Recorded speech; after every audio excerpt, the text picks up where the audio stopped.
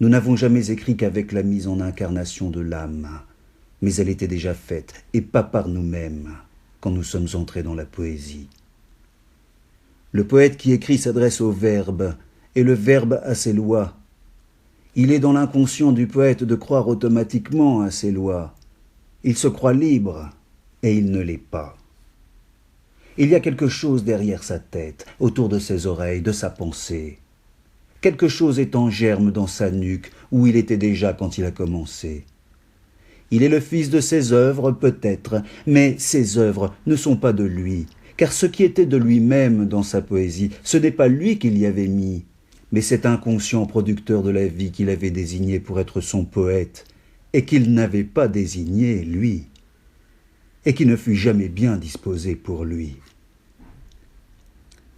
Je ne veux pas être le poète de mon poète, de ce moi qui a voulu me choisir poète, mais le poète créateur, en rébellion contre le moi et le soi, et je me souviens de la rébellion antique contre les formes qui venaient sur moi.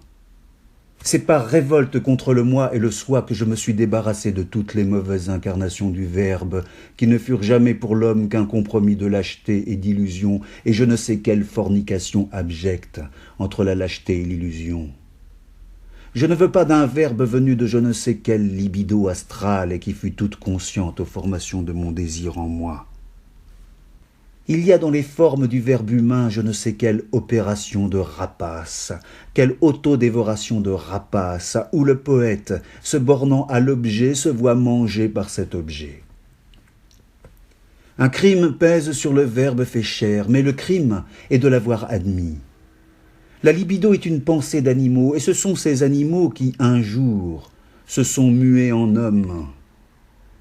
Le verbe produit par les hommes est l'idée d'un inverti, enfoui par les réflexes animaux des choses, et qui, par le martyre du temps et des choses, a oublié qu'on l'avait inventé. L'inverti est celui qui mange son soi et veut que son soi le nourrisse, cherche dans son soi sa mère et veut la posséder pour lui. Le crime primitif de l'inceste est l'ennemi de la poésie et le tueur de son immaculée poésie. Je ne veux pas manger mon poème, mais je veux donner mon cœur à mon poème. Et qu'est-ce que c'est que mon cœur à mon poème? Mon cœur est ce qui n'est pas moi. Donner son soi à son poème, c'est risquer aussi d'être violé par lui.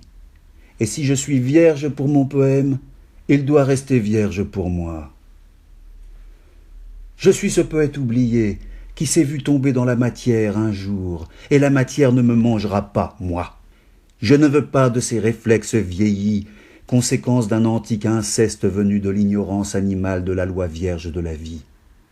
Le moi et le soi sont ces états catastrophiqués de l'être où le vivant se laisse emprisonner par les formes qu'il perçoit de lui. Aimer son moi, c'est aimer un mort, et la loi du vierge est l'infini.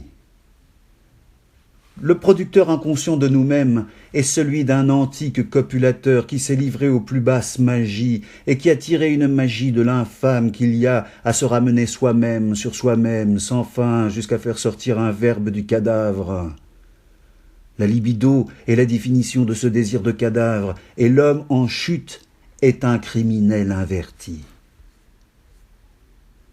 Je suis ce primitif mécontent de l'horreur inexpiable des choses. Je ne veux pas me reproduire dans les choses, mais je veux que les choses se produisent par moi. Je ne veux pas d'une idée du moi dans mon poème, et je ne veux pas m'y revoir, moi. Mon cœur est cette rose éternelle venue de la force magique de l'initiale croix.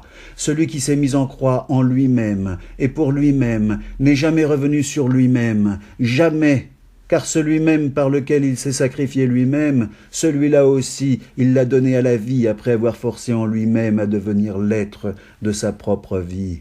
Je ne veux être que ce poète à jamais qui s'est sacrifié dans la cabale du soi à la conception immaculée des choses.